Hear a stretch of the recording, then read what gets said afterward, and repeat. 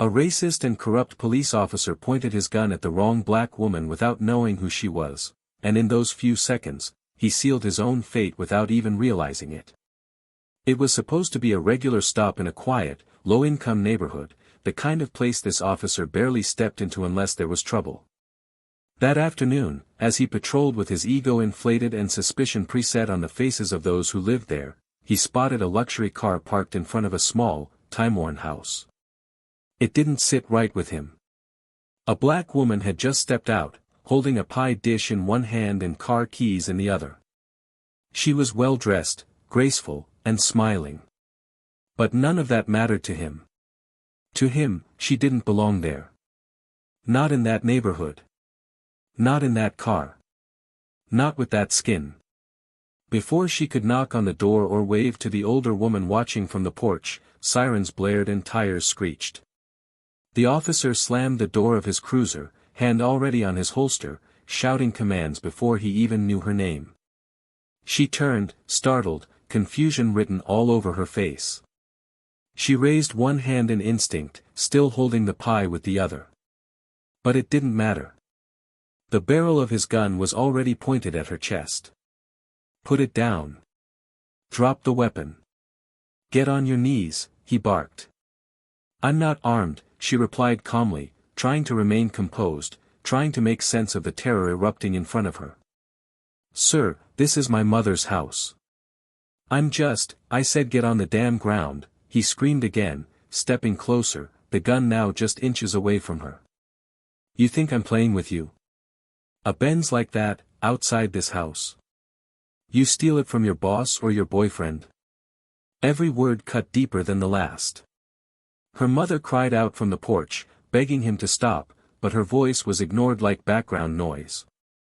Neighbors peeked out from behind their windows. Phones recorded. The woman stood frozen, breathing shallow, every cell in her body telling her to stay still, not out of guilt, but out of survival. I'm a federal judge, she said finally, quiet but firm, holding her voice together like shattered glass. You're making a very serious mistake. The officer laughed, loud and dismissive. Right. And I'm the damn president. Shut up and get down before I make you. And she did. She knelt. In front of her mother's house. In front of the neighbors. In front of the same justice system she dedicated her life to upholding. Her knees hit the sidewalk. The pie slipped from her hand and shattered. And for a few seconds, the weight of a gun barrel and a man's prejudice pressed harder than any gavel ever could. She didn't cry. She didn't scream. But she would never forget the sound of that laughter, or the click of the safety coming off as he hovered over her like she was nothing. What happened next changed everything. It was only minutes later that everything turned upside down. A patrol sergeant arrived. Then another unit. Then a lieutenant. Radio started to buzz in panic. The badge number was called in. So was her name. And silence took over. Suddenly, he wasn't shouting anymore. Suddenly, the officer's eyes widened as he realized who he had pointed his weapon at. The hand that held the gun began to tremble. He looked around, and for the first time, he was the one being watched. Judged. Recorded. The woman stood up slowly, dusting off her knees with dignity, and didn't look at him. She walked past him as if he were air, into her mother's arms, who wept not out of fear anymore, but out of something deeper. Something broken that had been breaking for generations. The officer tried to speak, stammering, words collapsing before they left his mouth. I didn't know. Ma'am, I didn't, she didn't answer. But the lieutenant did. You're done. Turn over your weapon. From there, the story spirals, not for her, but for him. Because he didn't just humiliate a woman. He humiliated the system. The very one that gave him a badge, and that now would have to answer for it. He didn't just pull a gun on someone. He pulled a gun on the law. And now, the same law he twisted was about to snap back like a whip. He thought she was powerless. He thought her silence meant defeat. But she was quiet not because she was afraid, she was quiet because she was calculating. And when she finally spoke, it wouldn't be with screams. It would be with orders. That day, that officer lost more than control. He lost the illusion that he could act without consequences. Because that woman. She wasn't just someone's daughter. She wasn't just a visitor. She was the judge presiding over internal affairs for the entire department. And now, she was going to make sure no one else ever had to kneel on their own sidewalk again. But what's even more shocking, is how she chose to handle it. Because what happened in that courtroom weeks later wasn't what anyone expected. Not the police. Not the press. Not even her closest allies. And what she did with her power, that is what turned this story from a tragedy into a legend. But the question is, what do you do when justice is in your hands, and so is vengeance? Stay with us. You won't believe how this ends. Before we begin today's story, we want to send a powerful message to every black viewer watching this video: we see you, we support you, and we stand with you. Here at Plow of Twist, we do not tolerate racism in any form, not in real life, not in our stories, not in our silence. This platform is committed to telling stories that reflect the truth, the struggle, and above all, the dignity and strength of our community. Now, get ready for a journey full of emotion, justice, and a twist that will leave you speechless. Enjoy the story, and don't forget to subscribe to the channel for more powerful narratives like this. Let's begin. The air in Birmingham, Alabama carried a heavy stillness that afternoon, the kind of stillness that only came when the sun settled over quiet streets where stories ran deep and old scars were buried under cracked sidewalks and painted porches. On a block just off Center Street, where modest homes stood with chipped paint and unwavering pride, an old woman named Laverne sat in her rocking chair, waiting. Her daughter was coming to visit, something she did every Sunday when she wasn't buried under hearings, files, and the constant hum of justice pressing at her back. It was a ritual that never changed. What had changed, silently, over the years, was the woman her daughter had become. To the city, she was Judge Nadine Carter. To the federal courts, she was one of the youngest, most respected legal minds in the Southern District. But to Laverne, she was still just her baby girl, the one who once read law books on the porch while kids rode bikes in circles around her feet. Nadine didn't dress like the neighborhood anymore. She didn't speak like it. She didn't walk like she had something to prove, because she no longer did. Her presence carried the calm of someone who had climbed through every crack society left for her, and still chose to look back. That Sunday, as always, she made the drive from downtown in her silver Mercedes, music low, thoughts racing. Her mind wasn't on danger. It was on her mama's sweet potato pie, the one thing no high-profile case or federal appointment could ever compete with. But on the other side of town, someone else was driving too. His name was Officer Bradley Mullen. He'd been with the Birmingham PD for over 12 years, not because he loved the law, but because he loved the power it gave him. He was the type that smiled during arrests and scoffed at sensitivity training. He wore the uniform like a shield and a weapon, always scanning for something to control. Bradley didn't live in the city limits. He drove in every morning from the suburbs, already annoyed by the drive and already assuming the worst about the people he swore to protect. His beat was mostly quiet, just patrol, the occasional domestic call, some kids loitering outside the corner store. But what really gave him a sense of purpose were the stops he could justify with a shrug and a report that no one ever really questioned. To understand what happened between these two people, you have to understand where they came from, not just geographically, but spiritually. Nadine had been raised on both patience and fire.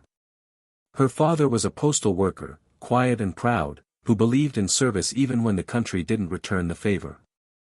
Her mother, Laverne, was once a teacher who spent more time defending her students than grading them. Nadine had watched her parents walk with dignity in a world designed to shame them, and she carried that lesson into every courtroom she stepped into. By the time she was 38, she had passed the bar, led multiple civil rights cases, and was appointed to the federal bench not because of politics, but in spite of them.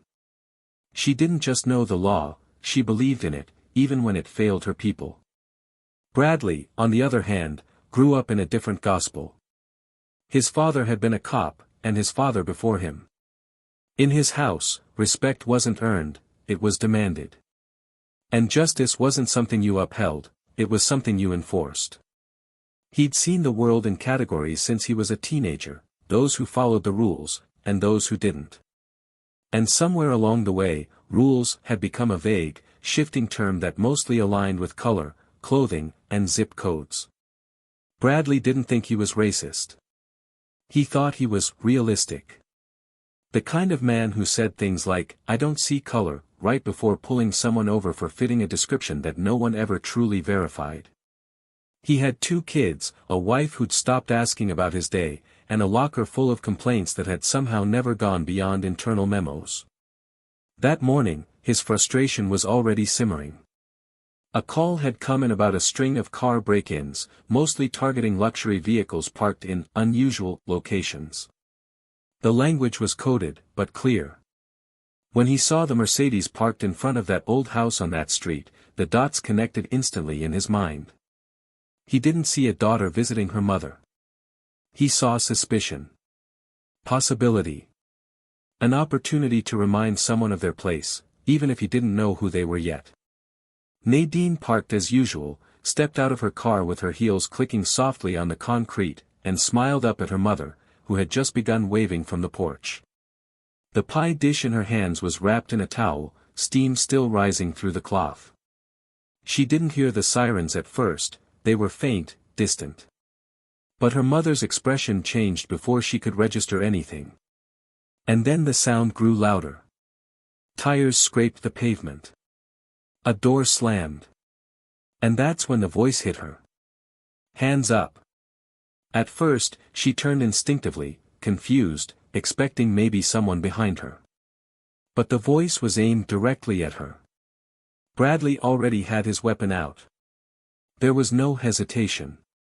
No pause for assessment. Put the dish down. Step away from the vehicle. She blinked. I live here, she began, but he cut her off immediately. Turn around. On your knees now. The neighbors started to stir. Phones came out of pockets. Windows cracked open. But Nadine wasn't thinking about an audience. She was thinking about her mother's fragile heart, about the gun that was now trembling only feet away from her chest, about how quickly years of service and sacrifice could disappear under the weight of assumption. "I'm not armed," she said, her voice level but clipped with disbelief. "This is my car. That's my mother." Bradley wasn't hearing any of it. He was too far gone in his own conviction.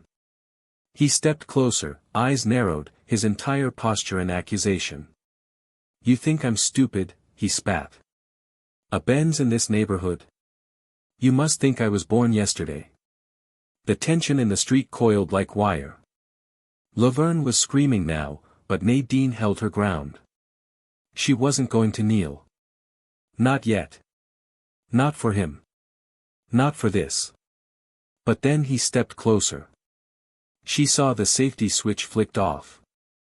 And in that second, she knew this wasn't about pride anymore. It was about surviving the moment so she could fight it after. So she knelt. And the pie hit the pavement. And something inside her, something she'd spent a lifetime protecting, cracked wide open. The world slowed. Her heart pounded in her ears. She felt the rough concrete press into her skin. She could smell the filling of the pie as it oozed onto the ground. And still, he shouted. Still, he held the gun. Still, he believed every lie he had invented about her in those few seconds. It wasn't until the second patrol unit arrived, until the sergeant stepped out and recognized her, that the narrative shifted. Whispers spread like wildfire. Radios crackled. Bradley's confidence started to evaporate, but it was too late. The damage had been done. His face turned pale as the realization crept in. His gun lowered slowly, but his hands still shook. He tried to mutter something, an apology, an excuse, anything, but the silence from Nadine was louder than any courtroom gavel. The scene didn't end there, but something did. A line was crossed that couldn't be uncrossed. A moment that would become the beginning of the end for more than just Bradley Mullen. Because Nadine Carter was no ordinary woman. And this was no ordinary mistake. This was the start of something bigger. And what would happen next, in the courthouse, in the media, and in the hearts of an entire community, would force everyone to decide what side of justice they truly stood on. The silence in Nadine's chambers that evening was heavy, the kind of silence that wrapped around the walls and clung to her skin like smoke.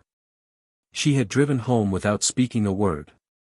Her mother, though shaken, insisted on staying at the house. She didn't want to talk. She didn't want to hear a single explanation or apology. What could be said to undo that moment?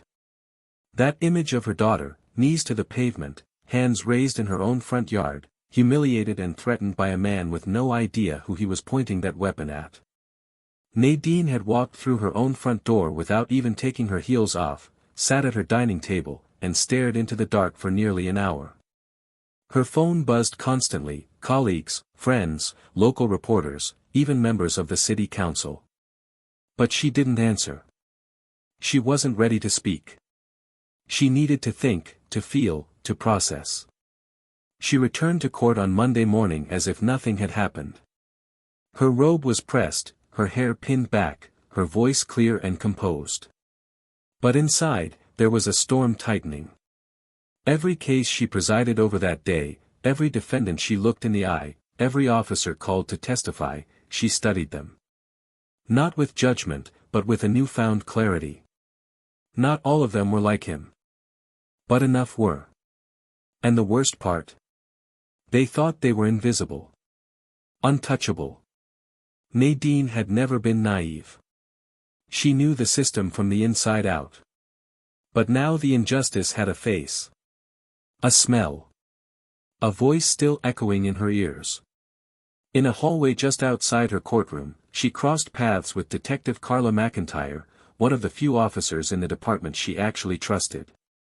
Carla, a black woman who had spent 20 years walking the fine line between loyalty to the badge and loyalty to the truth, pulled her aside with quiet urgency. "We heard what happened," she said softly.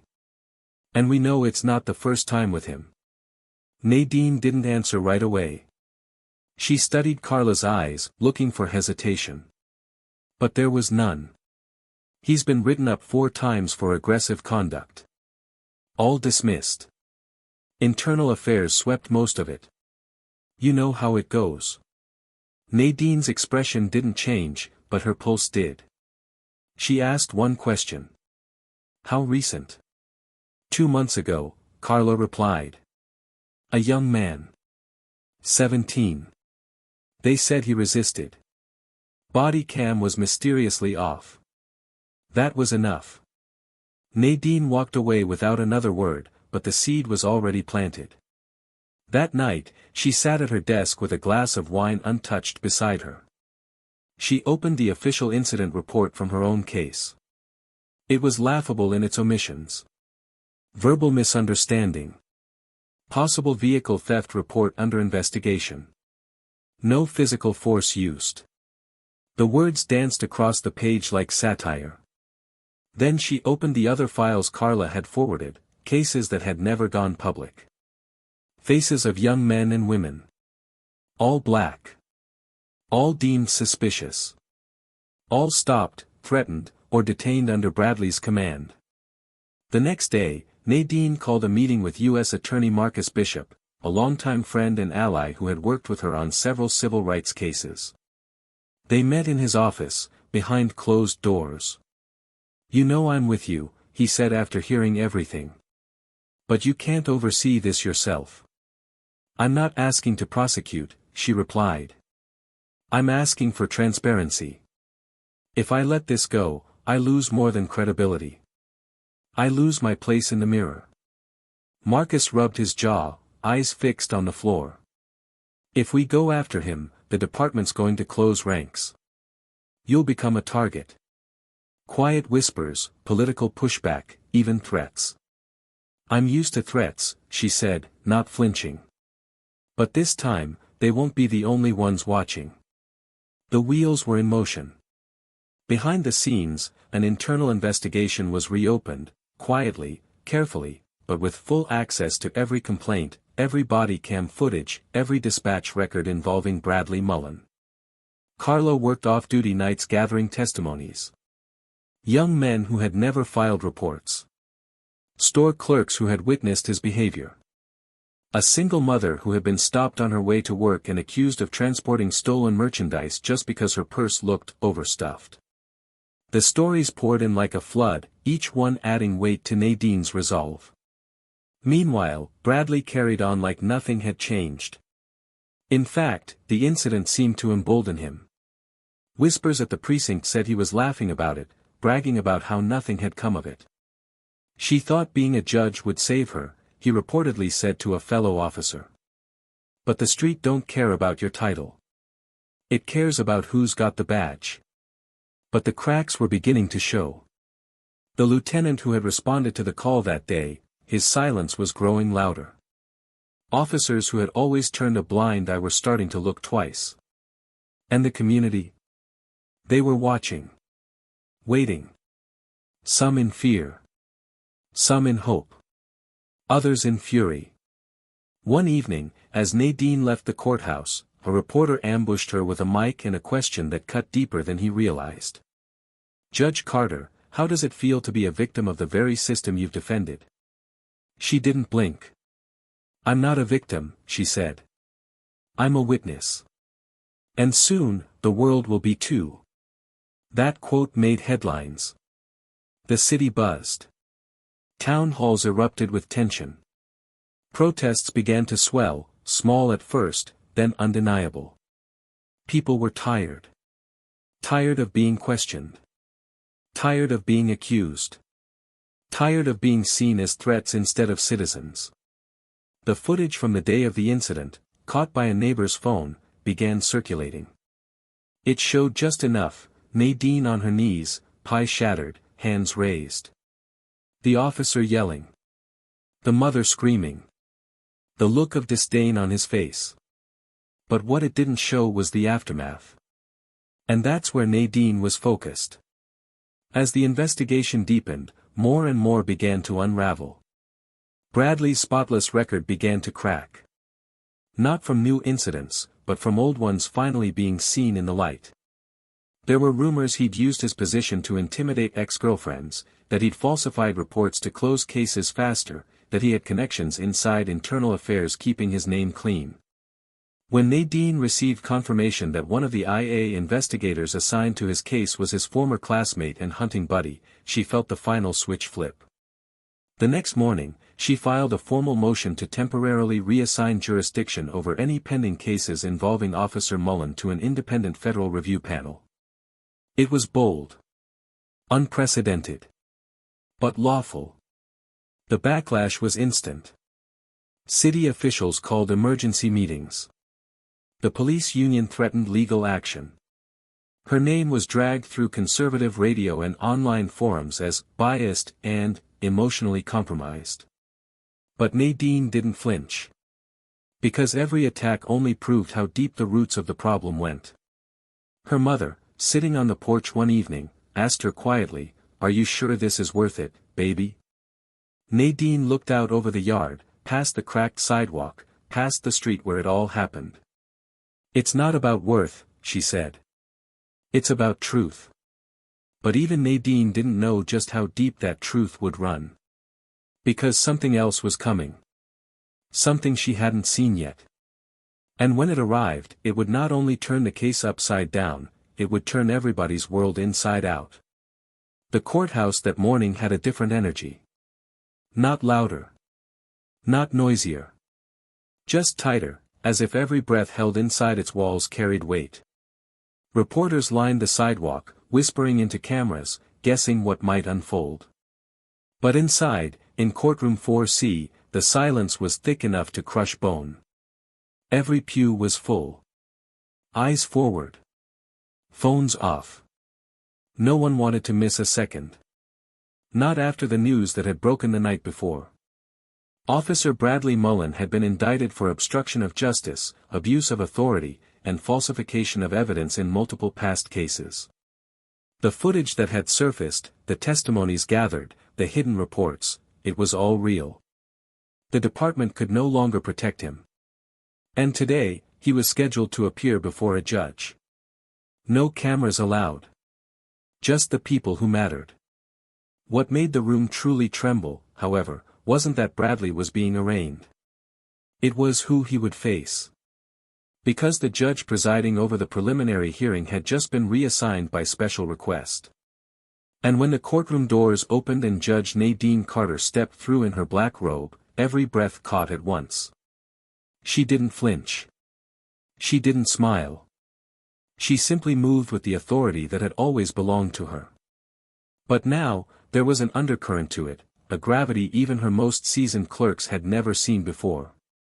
She wasn't angry. She was resolved. Bradley stood by the defense table in a wrinkled suit, eyes hollow. This wasn't the same man who had barked orders on the sidewalk, who had dismissed her with a smirk and a finger on the trigger. This was a man unraveling. His lawyer, a public defender clearly unprepared for the media firestorm, kept fidgeting with his tie, whispering rapid instructions that Bradley barely seemed to hear. The clerk announced the case. Nadine's voice came calm and unwavering. Mr. Mullen, you are charged with multiple counts stemming from your conduct while serving as an officer in the Birmingham Police Department. This is not a trial. This is a hearing to determine the validity of the charges and the course of future proceedings. Bradley looked up at her, finally. Their eyes met for a full second. No words. Just two people standing on opposite ends of a truth that had been ignored for too long. His lawyer leaned in and whispered again, but this time Bradley raised a hand. He wanted to speak. The courtroom rustled, unsure if he had the right. Nadine paused, then nodded slowly. Go ahead, Mr. Mullen. But I warn you, this is not a platform. It's a court of law. He cleared his throat. His voice cracked. I didn't know who you were, he said, eyes darting, shame already hanging in his voice. I didn't mean to. I wasn't trying to. Nadine raised a hand, stopping him cold. Her voice remained measured, but colder now. Let's be very clear. This hearing is not about what you knew or didn't know.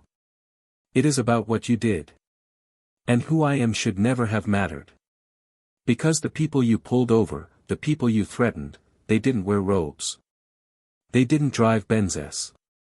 They were people. Citizens. Just like me. Just like your own children, Mr. Mullen. He opened his mouth to respond, but no sound came out. The entire courtroom seemed to lean forward, waiting. Nadine stood from the bench and removed her glasses, walking slowly to the edge of the raised platform. Not breaking her gaze. I want to ask you something, and I expect you to answer truthfully. Not as a cop. Not as a defendant. But as a man. What did you see when you looked at me that day? Bradley blinked. His throat moved as he swallowed hard. He whispered something, barely audible. Someone out of place. Nadine nodded once. Not in agreement, but acknowledgement. Then she stepped back, returning to her chair. The courtroom held its breath again. The question is not whether you saw me, she said slowly. It's whether you ever saw anyone. The hearing continued. Witnesses were called. A young man, 19, testified that Bradley had thrown him against a squad car over a broken taillight. A woman recounted being forced to sit on a curb for 45 minutes while her toddler cried in the back seat, all because her registration was expired by a week. None of them cried as they spoke. They were done crying. What they brought to the room was not tears, it was the clarity of a community that had been gaslit for years. One by one, the pattern became undeniable. But it wasn't the testimonies that broke Bradley. It was a letter. Introduced by the prosecution, verified by Internal Affairs. It was written by his own son. The courtroom went still as it was read aloud. In the letter, the teenager described growing up in silence, watching his father come home with rage in his eyes, how he once overheard Bradley on the phone laughing about putting someone in their place. The boy wrote about fear. About learning when to speak and when to stay hidden. And then he wrote about that day, the day he saw the video of Nadine on the sidewalk. The moment he realized his father wasn't a protector. He was a threat. Bradley's hands clenched. Tears welled, but he didn't wipe them. Nadine sat still, her face unreadable. At the close of the hearing, the prosecution rested their argument. The defense offered no further comment. There was nothing to say. Nadine rose, robe trailing behind her as she stepped down once again, this time with finality in her stride. She didn't look at him when she spoke. The evidence is sufficient. This matter will proceed to trial under full federal oversight. Officer Mullen, you are hereby suspended from all law enforcement duties effective immediately, and you are remanded without bond due to risk of obstruction. As the bailiff moved toward him, Bradley's voice cracked again. Judge Carter, Nadine, please, she turned, for the first and last time that day, and spoke softly. You didn't just humiliate me. You humiliated every principle your badge was supposed to stand for. He was led away. And just like that, the man who once held power in his hands was stripped down to silence. No gun. No badge. No voice that could rewrite what had been recorded, witnessed, remembered. Outside the courthouse, reporters swarmed, but no one from inside spoke. The people had seen. That was enough. But behind the curtain, something else was still unraveling. Nadine returned to her chambers and closed the door. Alone at last, her breath finally shook. Not out of relief, but out of the haunting realization that justice, even when served, didn't always taste like victory. Because something deeper had been exposed in that room. Something that would change more than a single case. And what would follow, in the coming days, would push everything, and everyone, to a breaking point no one had anticipated. That night, long after the courtroom emptied and the last headline flashed across the news ticker, Nadine sat in her office staring at the glowing screen of her computer. Her fingers hovered above the keyboard, unmoving, as the cursor blinked like a slow heartbeat on an empty email draft. The world outside had begun to process what happened. The city's social feeds were on fire, some praising the bravery of the judge, others defending the officer, but most stunned by the silence in her face and the fury in her eyes. Yet inside these walls, in this room where she had written verdicts that shifted lives, Nadine wasn't celebrating. She was sitting. Sitting in the stillness of power and pain and the overwhelming responsibility of knowing what came next wasn't victory, it was just more truth. A soft knock at the door broke the tension. She didn't look up. You can come in, she said, her voice dry and low. It was Carla. She entered quietly, closing the door behind her and standing in front of Nadine's desk without speaking right away. Then, in a voice nearly as quiet as Nadine's own, she asked, "How are you holding up?" Nadine gave a bitter half-smile, not from amusement, but from exhaustion. "I'm upright. That counts for something." Carla pulled the chair opposite her and sat down slowly. There was a weight in her posture that hadn't been there before. "There's something I didn't tell you," she began. "I thought it might come up later, but now that everything's out in the open, you should know." Nadine's eyes lifted sharply. It wasn't just his son's letter. "There's more." Carla reached into her coat and pulled out a folder, thick and unmarked. She slid it across the desk. "What is this?" "Everything internal affairs buried for the past 6 years, Carla said, voice cracking with the gravity of it. "Not just Bradley. Other names. Supervisors who protected him. Files that disappeared. One in particular. I think you need to read it." Nadine opened the folder and flipped through page after page, transcripts, complaints, unfiled testimonies, until her hands froze on one page. Her breath hitched. The name at the top belonged to a young man who had died in police custody. The case had been ruled accidental, no charges filed. But the incident report showed discrepancies that now screamed in her face. Bradley had been there. He had filed the final report. And the internal note at the bottom revealed that the autopsy photos had been altered before being archived. She looked up at Carla with wide, burning eyes. This boy was 17. I know, Carla said. He was my cousin. Nadine recoiled slightly, stunned into silence. I was told not to make it personal. That it would destroy my career. So I stayed quiet.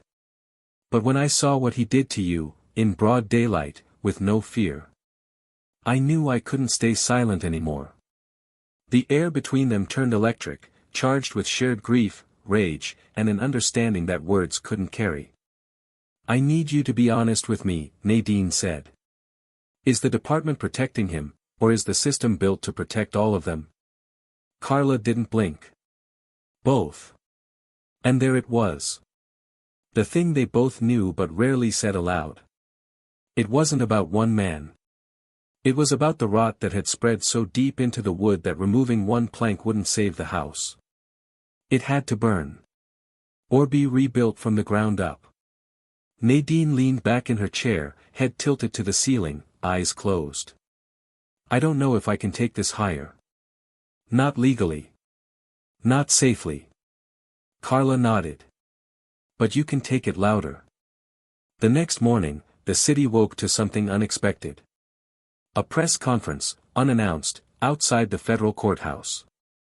Judge Nadine Carter stepped to the podium in front of dozens of cameras, reporters, and community members. Her robe replaced by a simple black blazer, she didn't speak as a judge. She spoke as a witness. As a woman. As a daughter. As a black citizen of a city that had ignored too many voices for too long. She didn't name names. She didn't shout. She told stories. The ones that didn't make the reports. The ones written in the eyes of the people who walked into her courtroom every day, praying for fairness, and leaving with fear. She told them about the pie. About the silence. About the look on Bradley's face when he realized who she was, and what that revealed about who he thought she wasn't. She ended with a promise. This is not about revenge. This is not about politics. This is about the soul of a system that was never built to protect people who look like me. But I'm here. And I'm not leaving. Later that evening, as the dust settled and the sun dropped behind the skyline, Bradley sat in a holding cell. Alone. No visitors. No badge. The echo of his own thoughts the only thing accompanying him. He hadn't slept. He barely ate. And now, in this cold, dim space, he finally understood the weight of consequences. Not just legal. Human. Emotional. Moral. When the cell door opened, he expected a guard. It was Nadine. She stood outside, arms crossed, flanked by two marshals. Not for her safety, for protocol. He rose slowly, his voice barely more than a whisper. I never hated you. I didn't think. She stepped forward, closer than the bench had allowed them to be. That's exactly the problem. You didn't think. You acted. And people paid the price. His eyes filled. Not with defiance, but a strange, foreign ache. Regret, maybe. I lost everything. Nadine tilted her head, gaze unwavering. No. You finally saw what you had. He collapsed onto the small metal bench behind him, hands in his lap, trembling. Why are you here? Because you need to see me like this, she said. Not as your judge. But as the woman you tried to reduce to nothing. They stood in silence. And for the first time, the distance between them wasn't power. It was perspective. Nadine turned to leave, pausing only once before exiting. There's a press statement going out tomorrow. Your son asked for it. He's speaking out. Not to defend you, but to explain how not confronting you earlier let this grow. Bradley dropped his head into his hands. Nadine didn't look back again. And as the door shut behind her, a quiet settled across the cell. Not peace. Not closure. Just the hollow stillness of a man who had finally seen the reflection he had spent years avoiding. Back in her office, Nadine watched the city move from her window. Cars honking. Children laughing in the distance. A protest sign left leaning against a lamppost. She placed a hand on the glass, feeling the vibration of life moving on. But she knew this wasn't the end. This was the reckoning before the rebirth. And somewhere in that space between justice and mercy, a new chapter was waiting. One she was ready to write. The days following the hearing felt strangely quiet, but it wasn't peace, it was the kind of stillness that came after a thunderstorm, when the skies were clearing but the ground was still soaked with the weight of what had just poured down. Nadine found herself waking up before the sun, sitting at her kitchen table in silence, no phone in hand, no files spread out before her, just the hum of her thoughts and the echoes of everything left to face. The press had shifted their attention to the upcoming federal trial, headlines speculated outcomes, talking heads argued over politics and reform, but Nadine had stepped back from the noise. She didn't need the noise. She needed the truth. And the truth was, something inside her had shifted forever in that courtroom, not just because justice had been served, but because now she carried the burden of what came next. The justice system had opened its mouth, but whether it would swallow or spit out accountability was still uncertain. Within the community, the response was divided. For many, Nadine had become a symbol, not just of resistance, but of possibility. She had stood without shouting, acted without vengeance, and reminded everyone watching that power, when held by the right hands, could transform silence into reckoning. She received letters, hundreds of them. Some handwritten from grandmothers who had never stepped foot in a courthouse but felt seen for the first time. Others from teenagers who wrote about wanting to study law, not because they trusted it, but because they wanted to reshape it. But not all the voices were celebratory. Hate mail slipped through cracks too, veiled threats, racist dog whistles, accusations of bias disguised as legal concerns. The cost of taking a stand was never free. At City Hall, the mayor called for a task force on police reform, a move many saw as performative given the years of ignored complaints. Meanwhile, within the department, a quiet war had begun. Officers who had once looked the other way were now being scrutinized, some even suspended. Bradley's case had ripped open a corridor of accountability, and the system was now tripping over its own cover-ups. Carla, still working behind the scenes, had begun collecting statements from officers who were finally ready to talk. Some out of guilt. Some out of fear. Some just tired of pretending they didn't know. And yet, through all of this, Nadine remained composed, on the outside. On the inside, she was unraveling in slow, private waves. She began seeing her therapist again, a woman named Evelyn who had once helped her through the death of her father. During one session, Nadine sat with her arms crossed, eyes focused on the floor. "I didn't want it to be me," she said softly.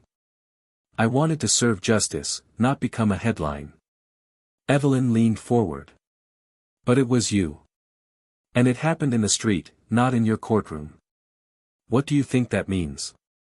Nadine exhaled sharply, not from anger but from exhaustion. "It means no matter how far I climb, no matter what robe I wear, to some people I'm still just a body that doesn't belong." Evelyn nodded slowly, her voice low and steady. "And what do you do with that truth?" That question haunted Nadine more than any judgment she had ever passed. Because she didn't know. She didn't know how to carry both pride and pain in the same breath. She didn't know how to keep walking forward without feeling like every step she took was a reminder of the ones who never got the chance. What haunted her wasn't what had happened to her, it was what might still be happening to others, right now, unseen. One morning, she received a call from Bradley's son. The same boy who had written the letter.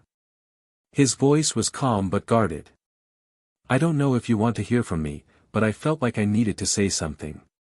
Nadine paused, unsure of how to respond, unsure if she should respond, but something in her told her to listen. "I'm sorry," he said. Not for him, that's his apology to make. But for not speaking up sooner. "I knew who he was. I just didn't know how to stop him." Nadine closed her eyes, feeling the weight of his words. "You're just a kid," she replied gently. "It was never your job to carry that." There was a pause. Then he asked something that struck her to the core. "Do you think people like him can change?" It was a question she had asked herself countless times, in different forms. In her courtroom, in her mind, in her heart. She gave the only answer she believed in. Change is a choice. Some make it when they lose everything. Others never do. But the ones who witness the harm, they're the ones who hold the real power. Because silence is what keeps the cycle alive. His voice cracked slightly. "Then I won't be silent anymore."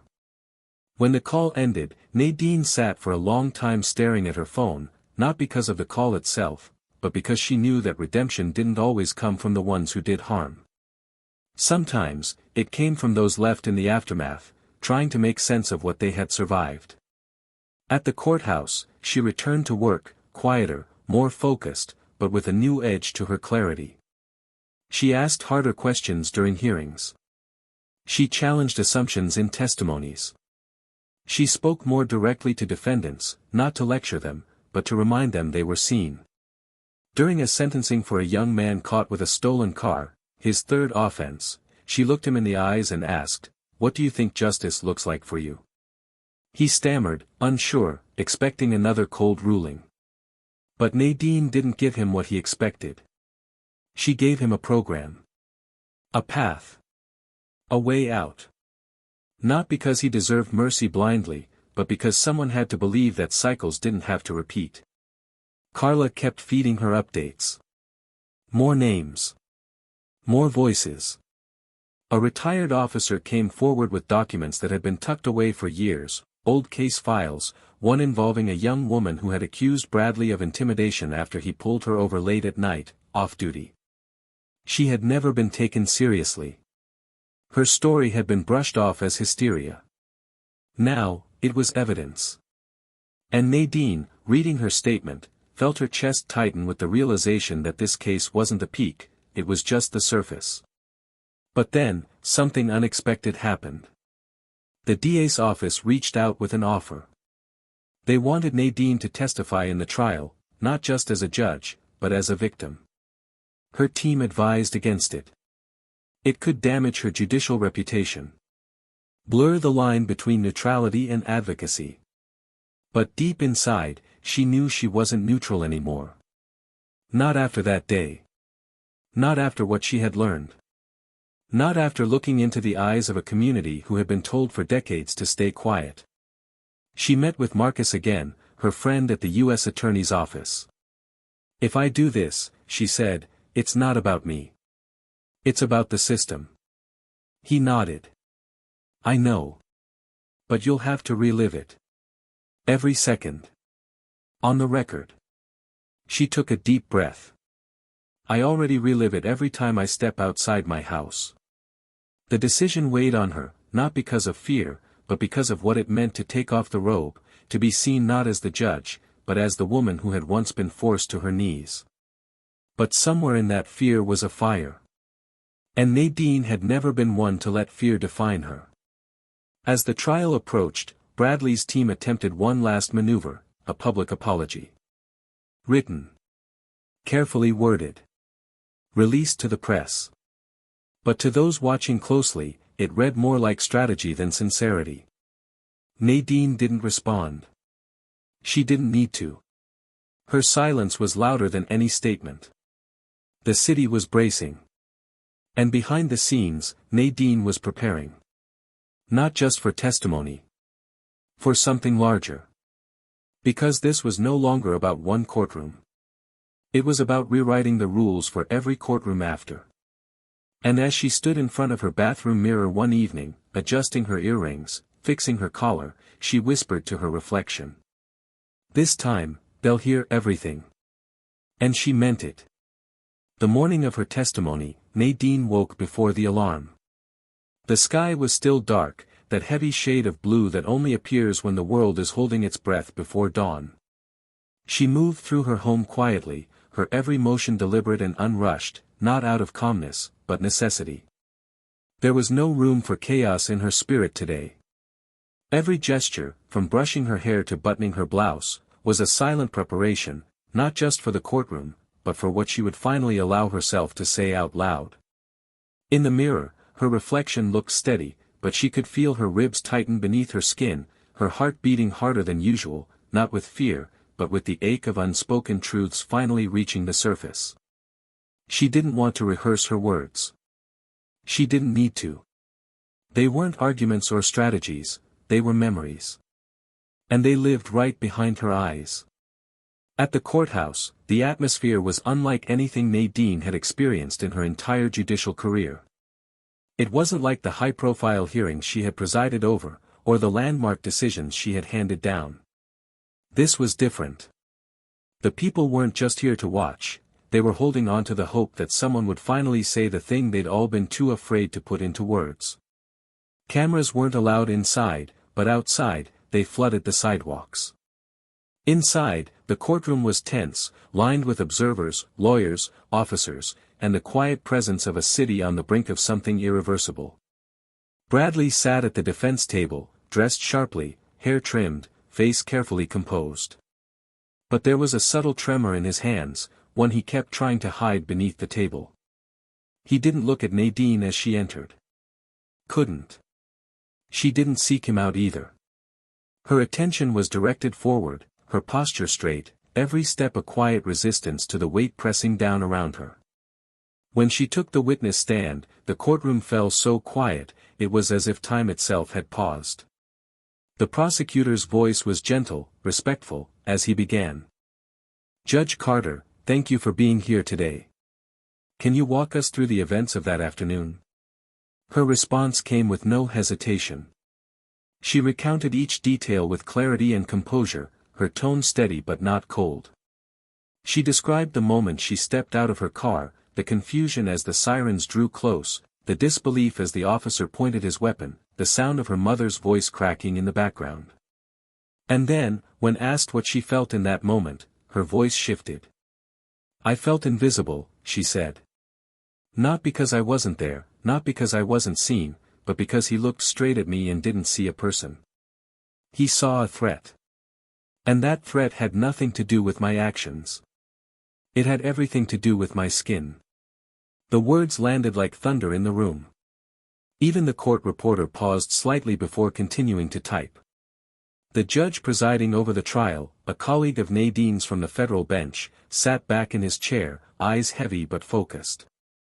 The prosecutor asked no further questions, knowing the impact of her words didn't need embellishment. Then the defense rose. A young attorney, clearly uncomfortable with the task before him, approached slowly. "Judge Carter, with all due respect, is it possible that Officer Mullen's actions were based on a misinterpretation of the situation and not on personal prejudice?" Nadine leaned forward slightly, locking eyes with him. "If he had treated a white man in a suit stepping out of a Mercedes with a pie dish the same way, I might agree with you. But we both know he wouldn't have. And the fact that you're asking that question is proof that the problem isn't just about him. It's about what we're still willing to explain away." The attorney didn't respond. He simply nodded, looked at the judge, and sat back down. Nadine remained seated for a moment longer, eyes scanning the room, meeting the faces that had come to listen. She didn't speak again. She didn't need to. Outside, the crowds had grown. Chants echoed from down the street, signs held high, names called out, names of victims, of survivors, of those who had never received justice. Nadine stepped out of the courthouse flanked by marshals, not for show, but because security had advised it. The threats had increased since her first public statement. Anonymous calls. Emails. social media storms. But she refused to hide. That was the cost of truth. And she had decided long ago she wouldn't pay it with silence. Later that evening, Carla came to her office, closing the door behind her with a gentle sigh. She didn't speak at first. She just walked over to Nadine's desk and placed something on it, a photograph. It was of her cousin, the boy who had died in custody, smiling with 2 fingers up in peace, standing in front of his school locker. He was supposed to graduate that year, Carla said, her voice small and thick. He was trying to get into Howard. He wanted to study journalism. Nadine reached for the photo, her fingers brushing the edge, then looked up at Carla with a gaze so full of empathy it broke whatever wall still stood between them. I think about him every day now, Carla continued. Every time I hear someone say, it's just a few bad apples, I hear his voice. And I remember how fast they buried the truth about what happened to him. Nadine nodded slowly. They never buried it. They just covered it in silence. And now we're peeling it back. Carla sat down, eyes moist but burning with resolve. There are more files coming. Another whistleblower stepped forward. Internal Affairs is about to implode. We're going to need more than a trial. We're going to need a reckoning. The weight of those words settled in the room like dust. Nadine turned back to the window, staring at the skyline, the fading daylight stretching over rooftops like an uncertain future. And when it comes, she said softly, it can't just be justice for the ones we know. It has to be for the ones we never even heard about. Carla nodded, understanding fully. As the week unfolded, Nadine met with legal advocates, civil rights groups, and federal oversight boards. Not for press. Not for legacy. But to start something bigger than one courtroom or one name on a docket. A push for national legislation requiring independent review panels for all misconduct claims. Mandatory de-escalation training with community oversight. A complete restructuring of internal affairs departments, removing their current insular chain of command. But with every step forward came new resistance. The union pushed back hard. Some officers began calling in sick as a silent protest. Conservative media spun her actions as anti-police. Her inbox flooded with messages, some grateful, others hateful. And yet, Nadine stood firm. Because the truth was no longer optional. It was urgent. One evening, as she walked to her car in the dim courthouse garage, a voice called out from behind her. It was Marcus. I have news, he said, breath slightly heavy from catching up. Nadine turned to face him, brows lifted. They want to offer him a plea. Her expression didn't move. What kind of plea? No jail time. Probation. Public apology. Community service. They say it'll be faster than dragging it through months of litigation. She blinked once. Then twice. Her hands curled slowly into fists at her sides. And you? I think it's a mistake, Marcus replied. He needs to stand before the people. Not just sign a paper and disappear. Nadine exhaled slowly, the ache in her chest growing heavier. Then fight it. He gave a nod, but there was hesitation behind his eyes. They're scared, Nadine. Not just of him. Of what happens if we let the system be exposed too long. Of how many more cracks we might find. She walked closer, her voice like steel wrapped in silk. Then let it crack. Let it all fall apart. Because maybe, just maybe, when we rebuild it, the people it was supposed to protect will finally feel safe. Marcus met her gaze, then placed a hand over his heart. Then we'll burn it down together. That night, Nadine sat in her home once again, alone but not lonely. The photo of Carla's cousin was on her desk, beside the framed portrait of her father. And in that space between the past and what was still unfolding, she allowed herself to cry, not out of weakness, but out of the sacred release that comes after carrying too much for too long. The reckoning had begun. But the final verdict had yet to come. The following week brought with it a pressure so thick, it changed the way the city moved. People whispered differently on the streets, eyes lingered longer when passing by courthouse steps, and conversations that once existed only in barbershops and church basements now spilled into office corridors, community centers, and grocery store lines. It wasn't just about Bradley Mullen anymore. It hadn't been for a while. His name had become a symbol, yes, but more than that, his trial, his exposure, had cracked open a silence that had lived too long in the bones of the city. And at the center of that fracture stood Nadine, not as a hero, not as a martyr, but as a woman who had decided that the comfort of neutrality no longer had a place in her body. Inside her office, the overhead lights hummed softly as she stood in front of her window, arms crossed, watching the shadows stretch along the pavement. She hadn't spoken to the media since her testimony.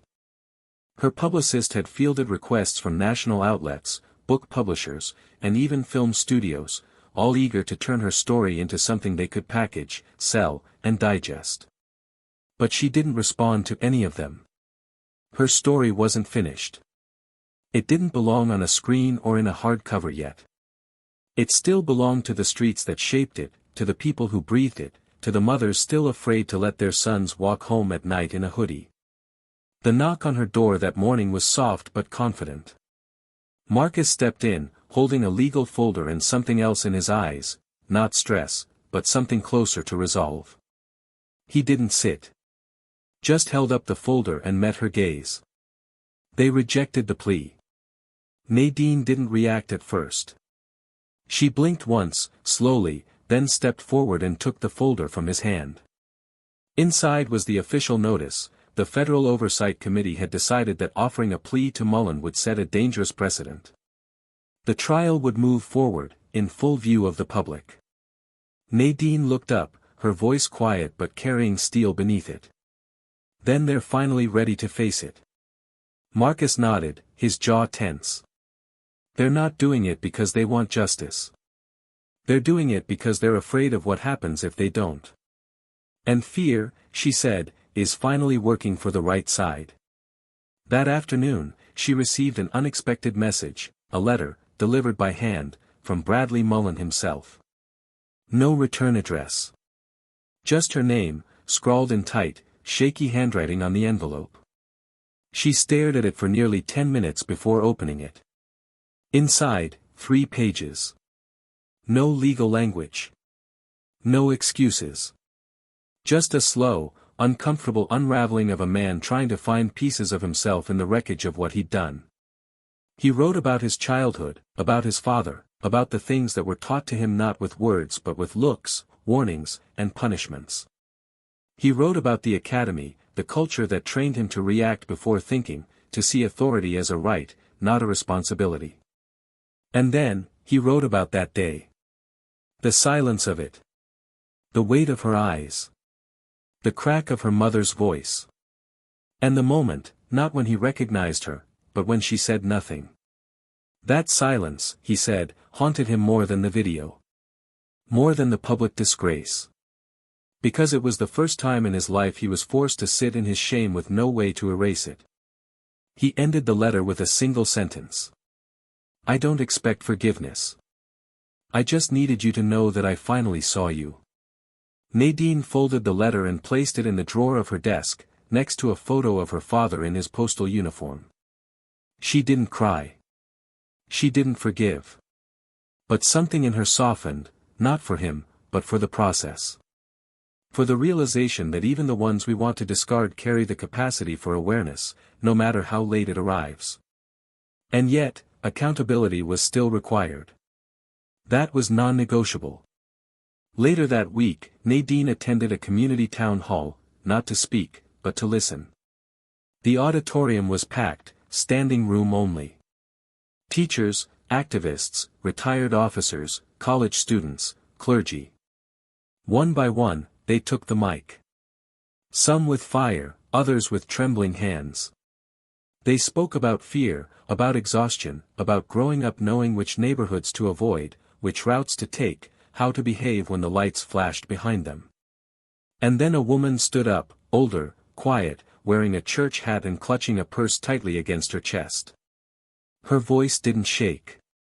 She looked straight ahead. When my son was arrested 10 years ago, he didn't resist. He didn't raise his voice. But they still broke his jaw. They said he tripped. He hasn't smiled the same since. The room went still. I never told anyone.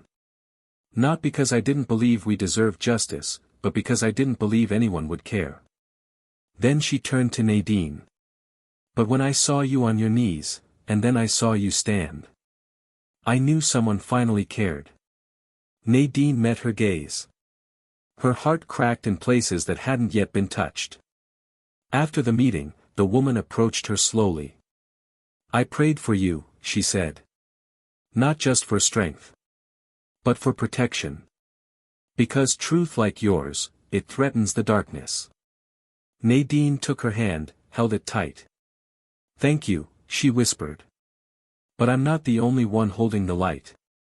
As the trial date approached, security increased. Anonymous threats escalated.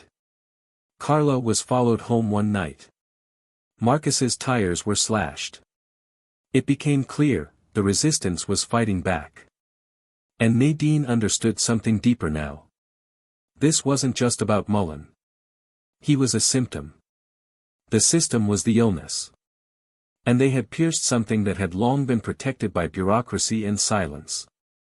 She convened a meeting with the Oversight Committee, brought in testimonies from officers who had come forward since the hearing.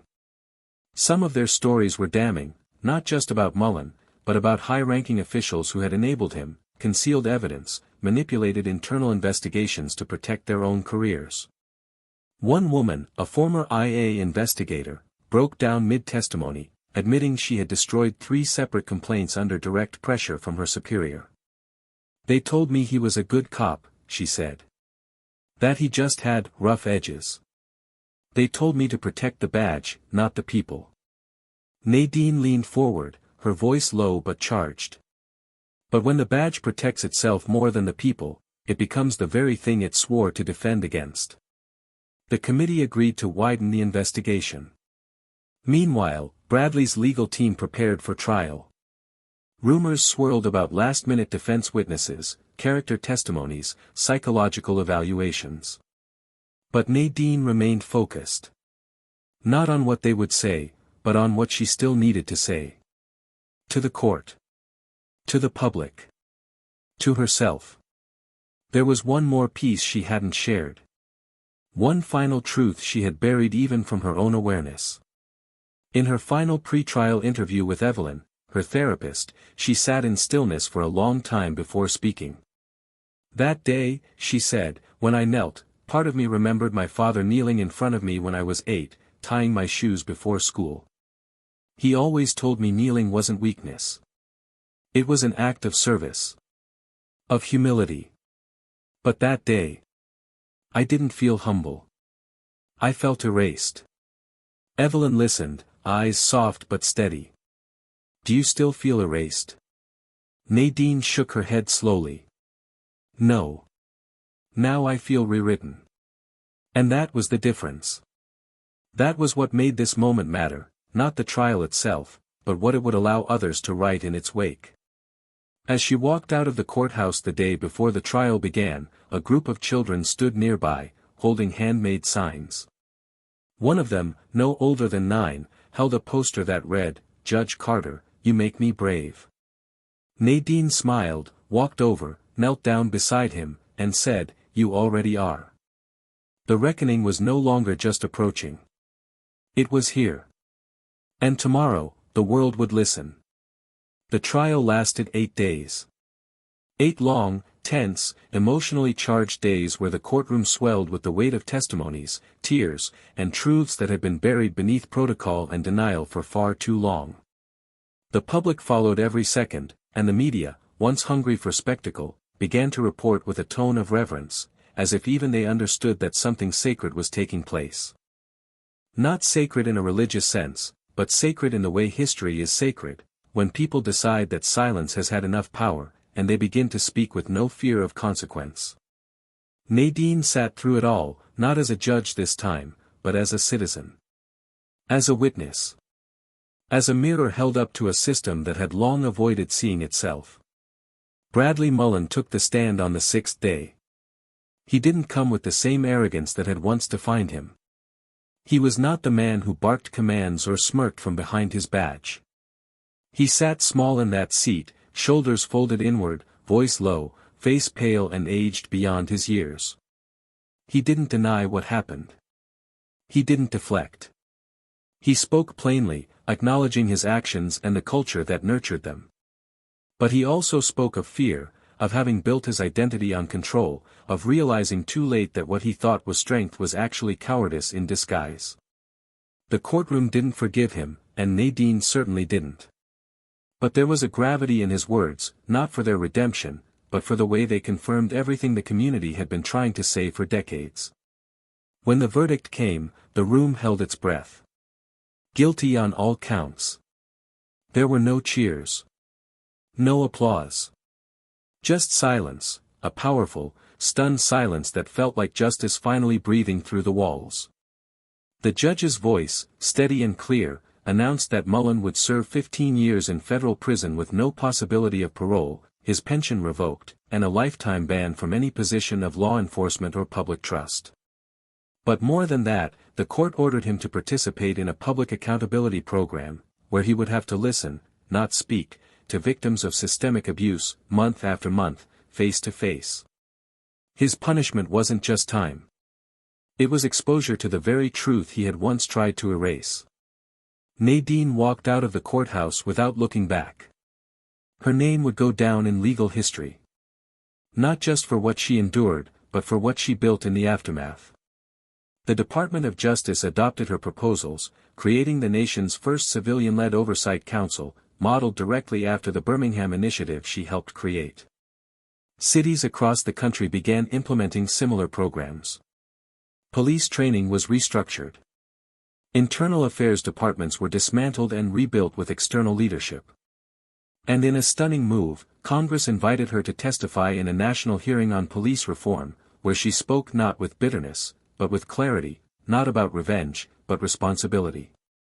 Carla was promoted to lead the new Office of Public Accountability. She left the force and took her badge with her, not to hang it up in memory, but to remind people what accountability could look like when it wasn't hidden behind politics. Her cousin's case was reopened, and his name was formally cleared, with his family awarded restitution. But more than the money, it was the acknowledgement that mattered, the documentation that said, "We failed him. And we cannot undo it. But we will remember him." Bradley's son, the young man whose letter broke the silence wide open, became an activist. Quietly, respectfully, with the same soft power his mother had once tried to instill in him. He launched a foundation named after his grandfather, not in honor of legacy, but to build something his father never could.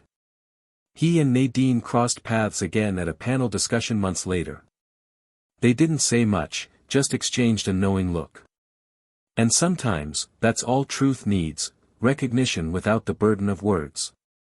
As for Nadine, she stepped down from the bench exactly 1 year after the verdict. Not in disgrace, but in grace. She had done her part in the courtroom. Now, she wanted to do more outside of it. She opened a justice center in Birmingham's West Side, offering legal aid, community education, and restorative justice programs. It wasn't glamorous. It wasn't loud. But it was the kind of work that changed lives quietly, one person at a time. She never wore her robe again. But the dignity that robe symbolized, she carried it in every room she entered. One rainy evening, long after the media stopped calling and the noise had settled, Nadine visited her mother's house. The porch light still buzzed, the chair still rocked gently in the wind. They sat in silence for a long time, hands wrapped around warm mugs of tea. "You did it," Laverne said, finally breaking the silence, her voice calm and proud. Nadine looked at her mother, then out into the darkened street. "No," she said softly. "We did." And with that, the world kept turning. Now to you, the one who stayed until the end of this story. What does justice mean to you? Is it punishment? Is it truth? Is it finally being seen when the world looks right through you? This story wasn't just about a courtroom, a badge, or a title. It was about what happens when someone decides that silence is no longer an option. It was about what it costs to stand up, not for applause, but for the people who never got the chance to. And maybe, just maybe, it's about all of us, how we choose to listen, to speak, and to act when the moment calls us. So now, we ask you, what would you have done? Have you ever been in a moment where the truth scared you more than the lie? Would you speak up, even if it meant standing alone? Let us know your thoughts in the comments. We want to hear your voice, because your story matters too. And if this story moved you, if it made you feel something, subscribe to Tales of Twist for more powerful stories that don't just entertain, they awaken. Don't forget to like the video, and share it with someone who needs to hear it. Until next time, keep listening, keep feeling, and above all, keep standing.